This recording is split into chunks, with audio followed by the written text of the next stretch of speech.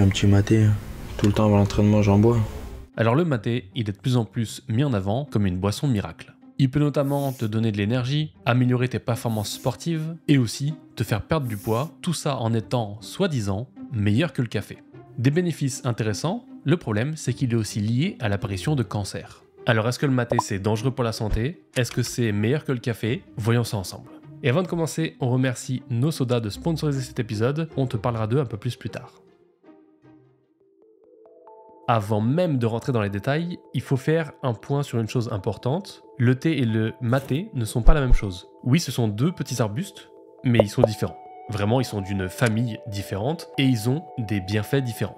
Malgré ça, le thé et le maté, ils sont consommés depuis plusieurs milliers d'années et comme le café, ils sont reconnus pour apporter de l'énergie grâce à leur forte teneur en caféine. Parce que oui, le café apporte de la caféine, alors c'est facile parce que c'est dans le nom, mais le thé noir lui aussi apporte de la caféine, et le thé vert aussi, et le maté aussi. Et pour être très précis sur ce point-là, un thé qui était infusé 3 fois plus longtemps pouvait doubler la teneur en caféine. Donc on verra plus tard que ça tu peux l'utiliser à ton avantage, mais aussi on verra les dangers de la caféine, parce que c'est pas rien.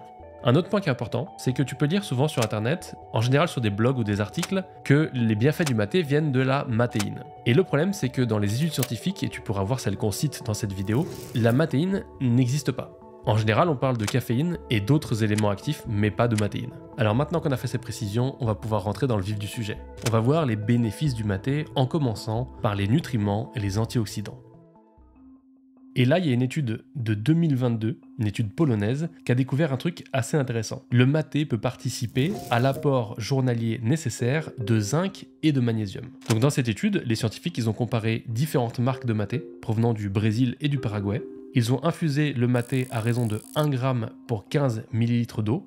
Et ils ont constaté que pour 1 litre de maté, l'apport serait de 34,5% du magnésium journalier nécessaire pour un homme et 45,2% pour une femme. Tandis que pour le zinc, c'était 28,6% pour un homme et 39,3% pour une femme. Donc là, tu peux te rendre compte qu'en buvant du maté, tu vas pas juste te doper à la caféine, mais tu vas aussi faire le plein d'éléments essentiels, sans oublier que le maté, il est aussi reconnu pour ses antioxydants. Et là, antioxydants, c'est un gros mot qui est utilisé de partout pour te vendre plein de choses. Les antioxydants. Dans notre jus antioxydant, source de vitamine C et E. Enrichi en polyphénol antioxydants. Un concentré anti-âge naturel. Les antioxydants SkinCeuticals.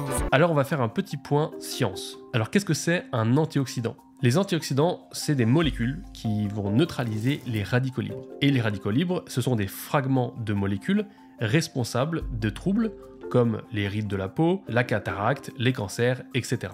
Là encore, tu peux trouver des antioxydants dans des fruits, légumes, le thé, le maté, etc., etc. Par contre, là où ça devient intéressant, c'est les effets du maté sur le poids.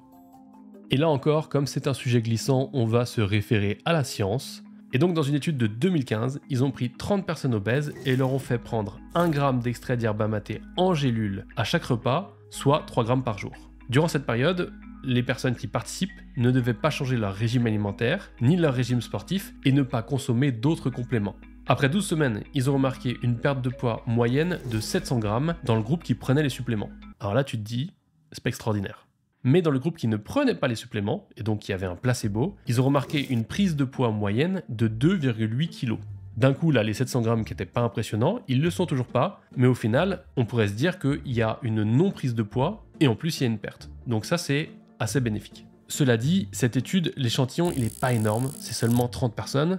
On peut clairement pas dire que cette étude-là soit concluante, en tout cas, pour savoir si oui ou non, là, tu dois prendre du maté pour perdre du poids, mais on a une indication qui va plutôt dans le bon sens. Maintenant, ce qui est intéressant pour mieux comprendre, c'est de voir ce qui se passe si on rajoute du sport. Et d'ailleurs, il y a une étude de 2014 dans laquelle ils ont fait prendre 1 g de maté 60 minutes avant de faire du sport. Et ensuite, ils ont mesuré l'oxydation des acides gras dans le corps. Et là, ils ont constaté que le yerba maté avait augmenté significativement l'oxydation des acides gras de 24%. Et tout ça sans effet négatif sur les performances. Et évidemment, là, on n'a pris que ces études-là, mais il y en a encore plein d'autres que tu peux trouver sur Internet. Donc oui, le maté peut avoir un impact sur ton poids, mais évidemment, c'est encore mieux de l'associer au sport.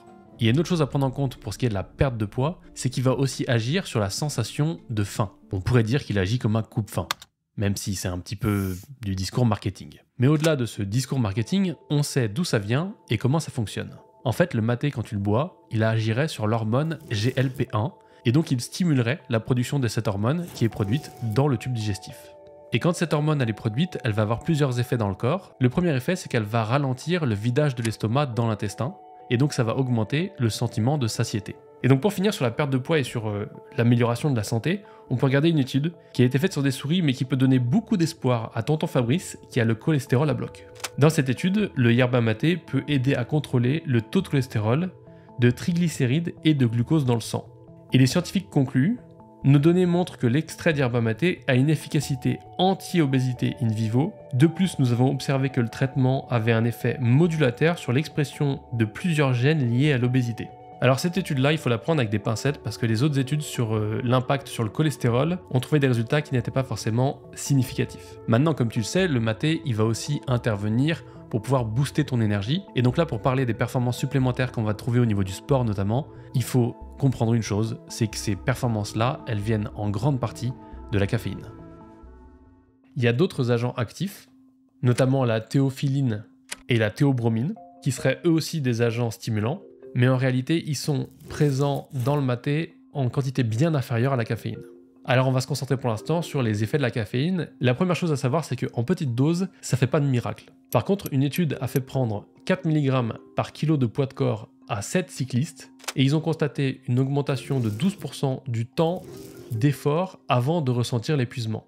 Et là, ce qui est important de comprendre, c'est que non, la caféine n'a pas rendu le sportif moins fatigué, ça agit sur la perception de la fatigue. Donc l'impact sur les muscles et le système nerveux est toujours équivalent. Par contre, tu peux faire un effort plus longtemps parce que tu ne ressens moins la fatigue, ou en tout cas tu la ressens 12% plus tard. Encore une fois, cette étude elle est faite sur 7 cyclistes, donc c'est pas extraordinaire. Mais il y a une autre étude qui a été faite sur 54 hommes qui ont pris de la caféine et de la créatine.